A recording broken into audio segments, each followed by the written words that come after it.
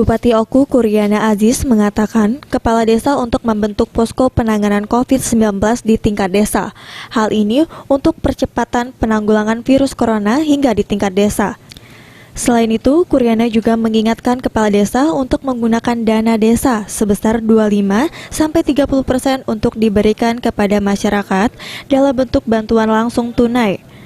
Besar BLT tersebut menurut Kuryana Rp600.000 selama 3 bulan.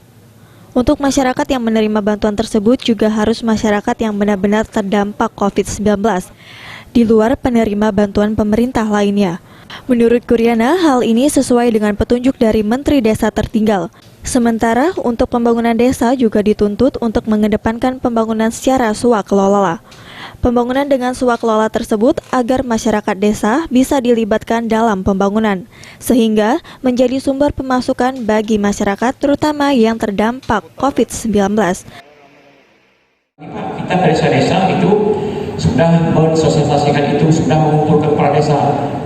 Kepala desa itu sesuai dengan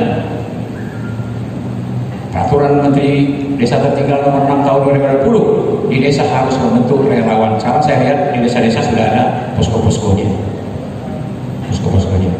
Dan ketika saya bertemu dengan kepala desa itu, mereka sudah siap melakukan itu, di mana dana desa itu 25% sampai dengan 35% harus diperuntukkan untuk menanggulangi BLT selama 3 bulan, 600 per bulan masing-masing desa.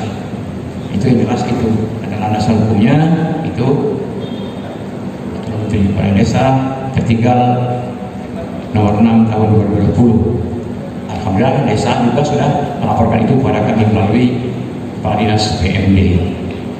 Itu untuk menanggulangi miskin baru, rentan miskin yang ada di desanya masing-masing. Mudah-mudahan.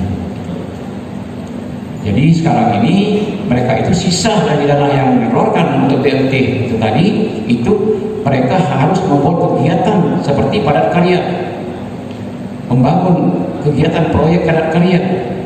Padat karya itu maksudnya itu yang menanggung yang dikerjakan oleh rakyat desa, gotong royong, dibayar hari itu per hari.